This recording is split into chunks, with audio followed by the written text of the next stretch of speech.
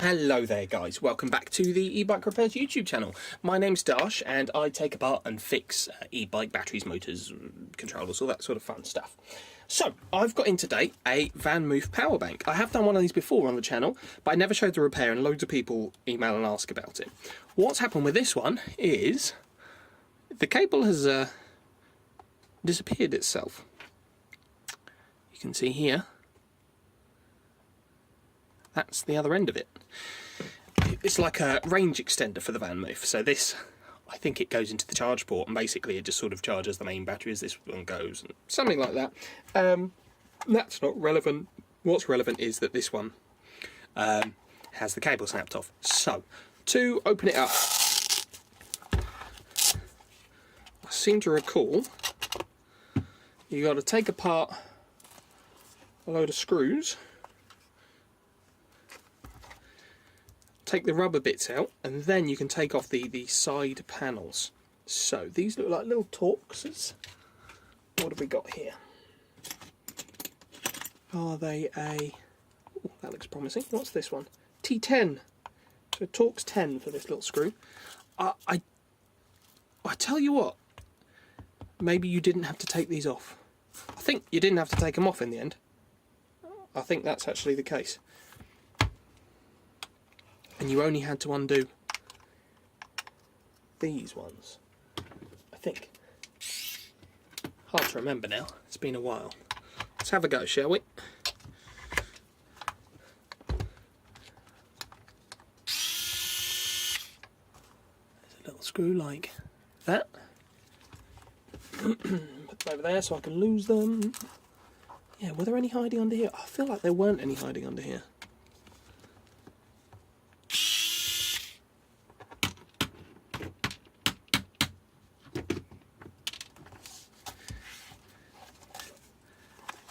Say, I can't quite recall. I know there was something I didn't actually have to take it off. Yeah, look, see, this one comes off now. This whole side panel. It's ready. I feel like that's not ready to come out at that angle. What was it that I did? Certainly held on there.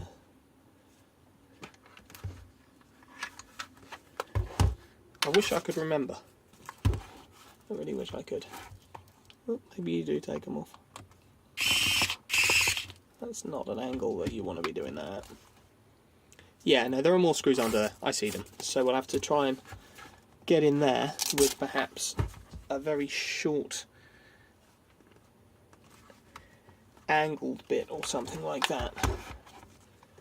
How could I get to you? Let's have a look.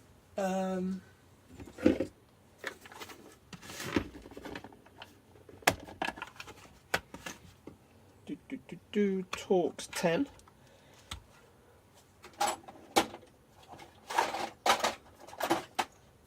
Got one of these angled adapters that should hopefully go in there and then sort that out.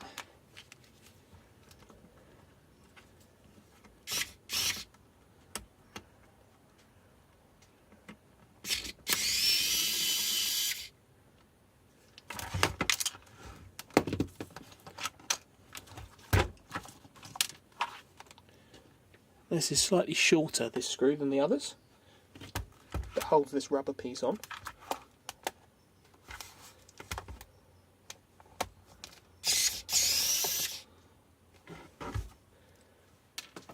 Another slightly shorter one. I think and this should come free. There we go. Yeah, and then you can access these screws underneath here. Probably been a year since I did one of these, so excuse my relative incompetence. And there's another slightly longer screw. So the longer screws hold the side panel on. One more. Oh, didn't lock my bit in, did I? Got like that. In like that.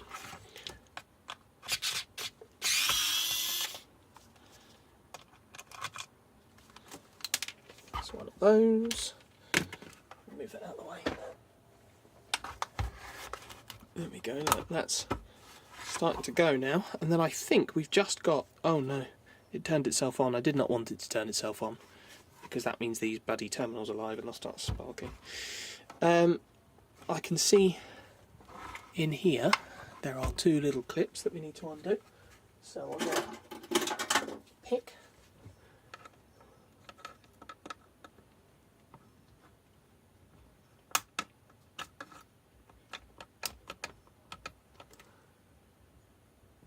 one.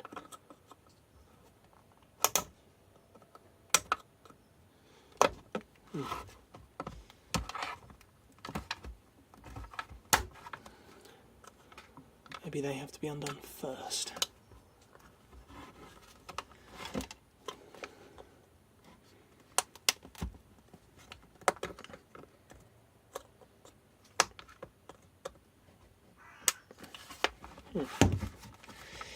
That's not easy, is it?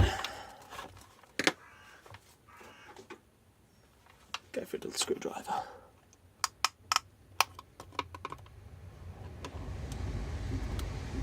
They do look like they'll come undone.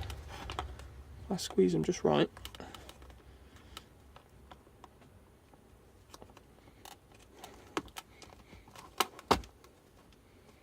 Oh, they're the whole way along. Okay, I'm not going to do that. I'm just going to take all the side casing off in its entirety.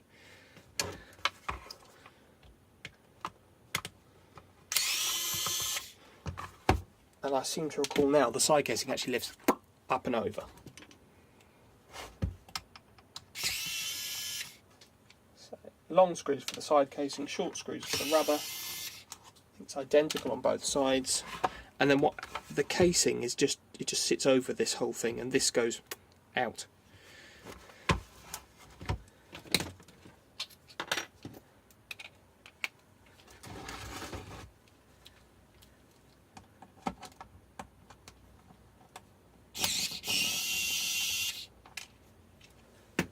Those, and then I can pull you out. You can't say it isn't well fitted. This one here has got the cutout for the cable. That's where it's snapped, just at the end of this rubber here. And then I should be able to get to the last two screws that hold the outer casing on.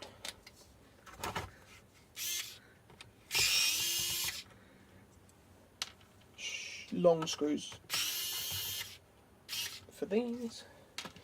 There we go. Right, and then there's our snapped cable just here, and our little cable tie that holds it in place. Just have to snip that.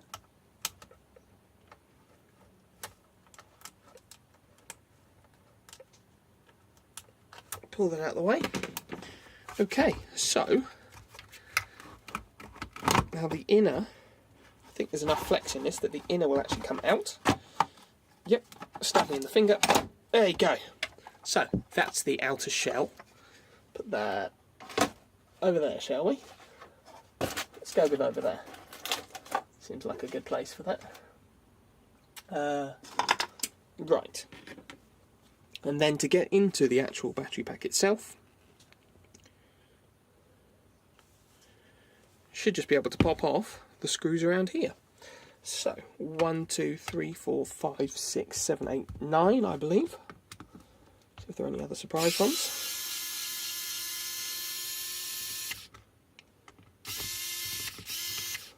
And these are little ones like that. They are not magnetic.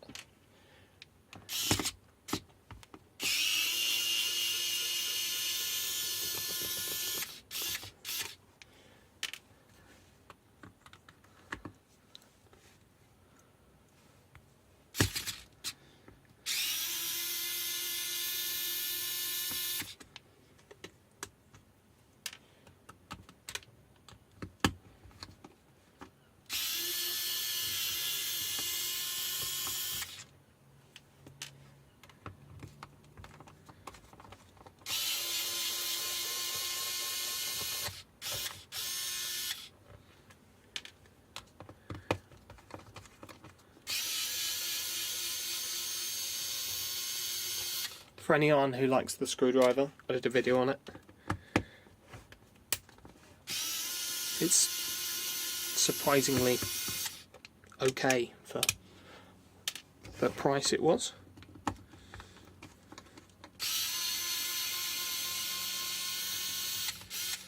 Sometimes you buy these things, they're awful. It's, you know, it's alright. It's fine.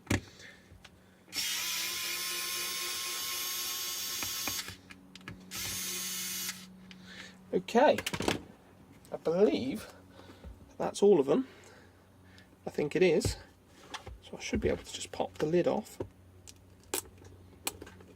What's holding you on? Something's holding you on.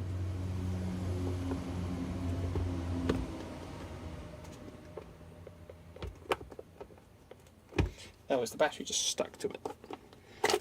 Yes.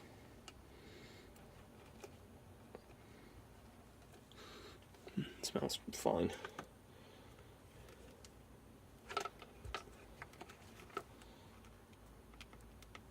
I'd like it not to be attached to this side.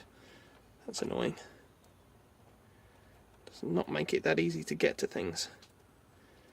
But it's not important about what's in here. I've done a video on what's in here before. What's important is this cable here. What we want to do to be safe working on it is disconnect it. So you can just see in here the black cable and the red cable, they go out to here. And what they do is they connect to our connectors just here. So to work on it safely, because I have to strip this wire back to be able to rejoin it, extend it, whatever.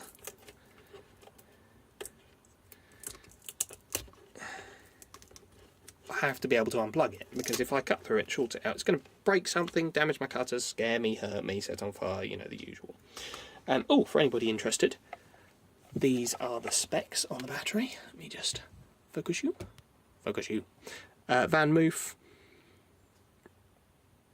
36 volt, 10.5 amp hour. So they are LG MJ1 cells, 10S3P in here. So what we want to do is disconnect these two cables here.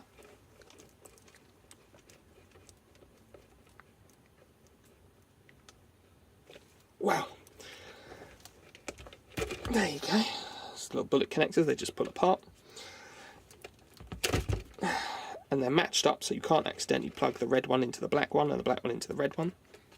So now this cable is no longer live and is safe to work on. So I'm going to pop that back there. It's fine you can squeeze them a tiny bit, there's almost no weight on this side of the case. Now I can get to this. And then it's a simple matter of joining that back together, which is, you know, just a little bit of soldering. I think what I might have done before was extended the wire a little bit so that the repair wasn't quite in the weak point. I think I might have made the repair be sort of, you know, this bit inside that case, and then I can't remember now, it's been a while, we'll see. So I'm going to strip back the insulation on this, nice and gentle with it. We don't want to damage anything. It's wound in with this cloth. Yeah, you see they've been shorting. The wires have welded themselves together a bit. Oh well, not anymore.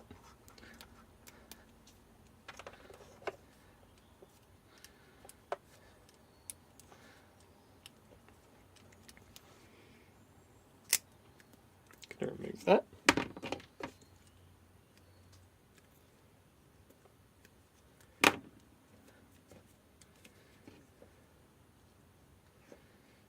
Strip this wire back. That's the very, very thin little wires. But I don't think they need to be super thick for any reason. Like that. And then I'll add a bit of flux on there. Throw my flux covered screwdriver as far as I possibly can. And we've got our soldering iron. tin these wires,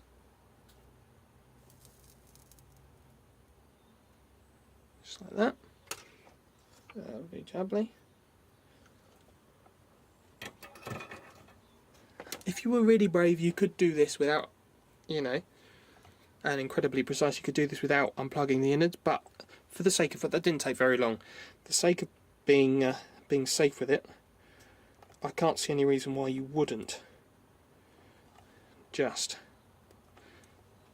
undo the connectors.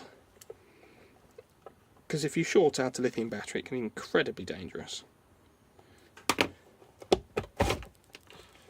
Go.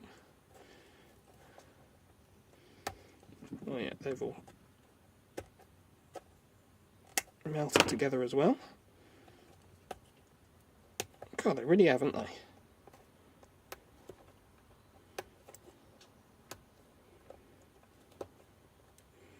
How far down does the melting go? That's the question. The million-dollar question. Not that far. Get you in there. Separate that.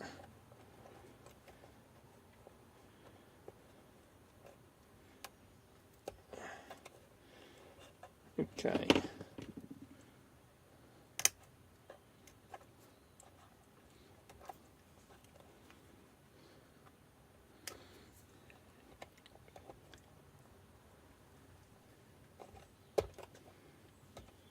Red looks alright. What does the back look like? Oh, that's fine. Absolutely fine. Excellent. Looks like it will be a reasonably easy repair today.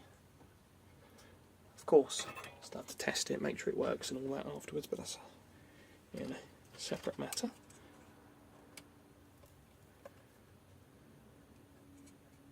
That's one.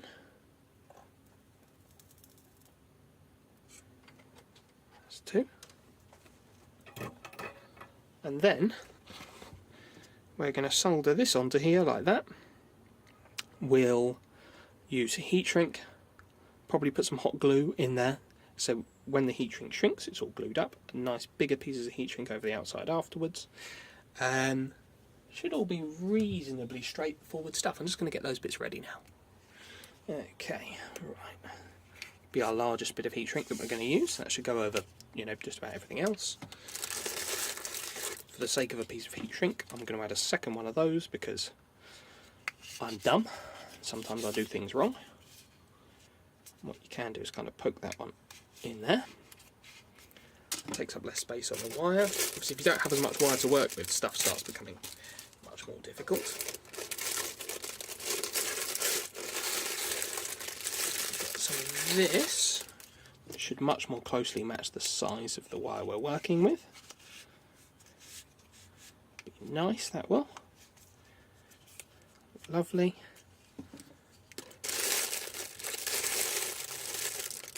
And then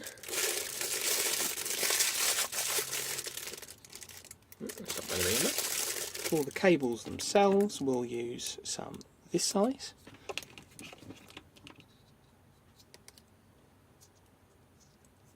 That little slice in half. There's our black one. There's our red one. And what I'm going to do is, if I heat up these wires, it will immediately start shrinking the ends of this heat shrink, which will be really, really annoying. So what I'm going to do is get a little blob of solder on the iron. Keep that pushed up as far away as possible from the bit where it's going to get hot. And I'm going to heat up this wire first. And then like that. So I want to transfer as little heat as possible into our wire with the heat shrink on. And that'll go over there nicely. And we can do the same with this side. So I want to keep that pushed up as far away as possible.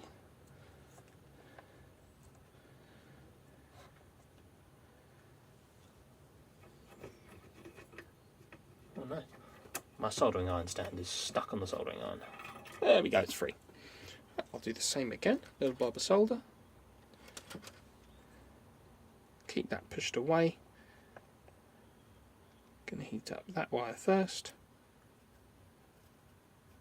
and then just like that. Isn't that lovely? Hopefully you're still focused. And I can slide my heat shrink down. There we go. So this might be loud, but it's DeWalt cordless heat gun. These are really good. I got it on Amazon years ago.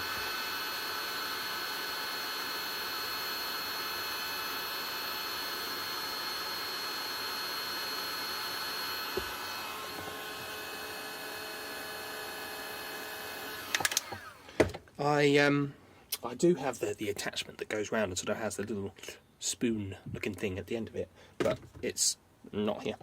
As you can see, I most recently used this for some roofing felt, so it's all sticky and covered in its tar still, but oh well. Okay, so we've done that. Now I'm going to add some electrical tape. Now, heat shrink looks pretty, electrical tape is, well, not necessarily better, but also a good choice for this sort of thing, because you get more layers. So if you get a stray piece of wire or something like that, you've got more layers actually physically between this pos and neg. And what that means is that if you get a stray bit of wire that wants to poke through, it's actually got to puncture through, you know, sort of 4 or 5 layers of tape. Whereas if it's like a piece of heat shrink, it's just one single layer. So next up then, I'm going to get a bit of hot glue. That's just a regular hot glue stick, and if you use a sharp knife and you shave a bit off like that,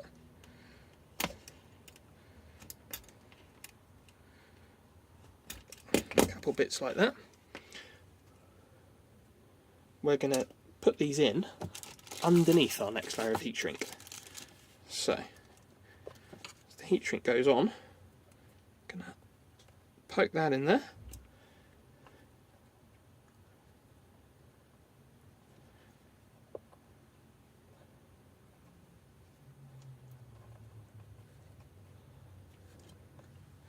Might be room for another one.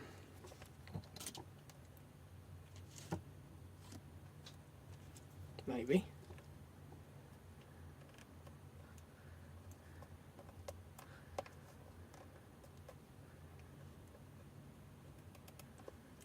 There we go. Then as we heat it up, that's going to go around all the wires and stuff and sort of keep it all nice and happy, and really help to waterproof it. I think perhaps silicone in the heat shrink may also do a very good job. There's a bit of a debate about it, but either or, as long as you're trying, doing something, better than nothing.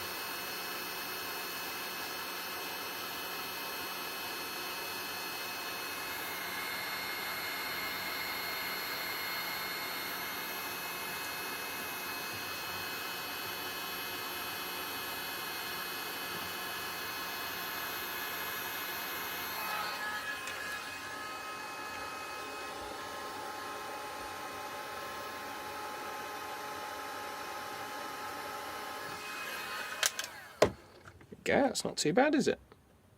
Not too bad. Right, and then I'm going to go for my next 2 bits.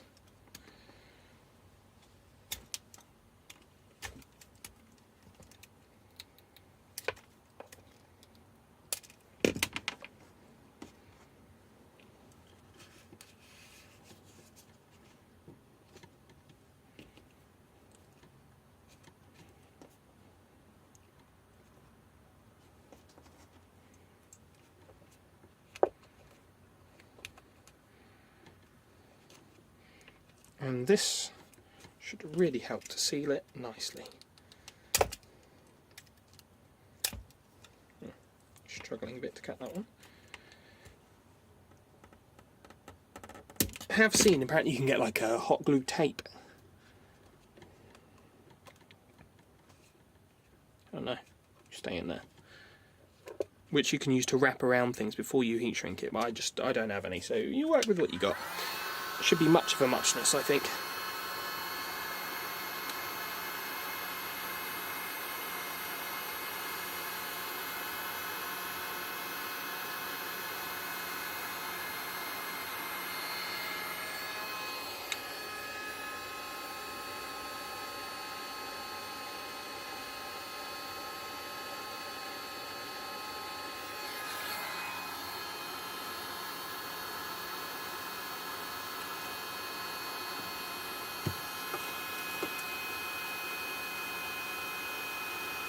See the hot glue just starting to squeeze out the ends now, which means it's all nice and liquid inside, all the way around. What you do have to be aware of,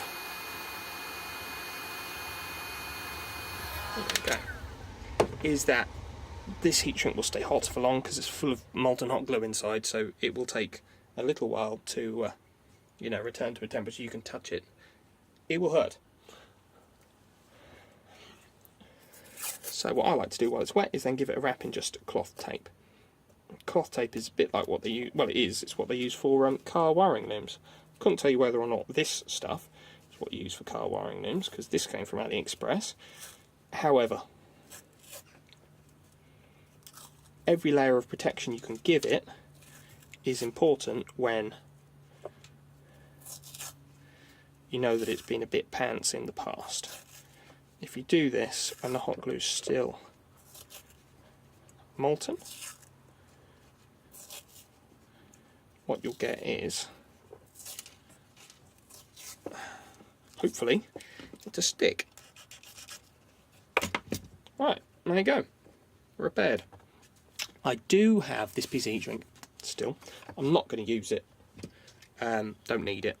There'll be a point where it just simply won't fit. So I'm just going to, well, waste it, I suppose, is the answer to that. Don't really like wasting things, but it's fine. See, I just hit that with a knife there. It's done, you know, just about nothing to it, so it should be fine. Yeah, I feel that's still quite pliable in there. Right, so now we can reconnect our wires from inside. Those are red to red and our black to black.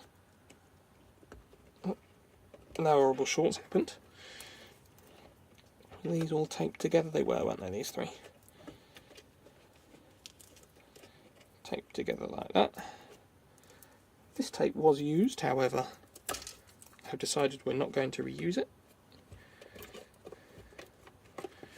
We want to get all this back together and go around and make sure none of the cables see like how that cable's in there. Don't want to be in there like that. To make sure it's not poking into one of the screws.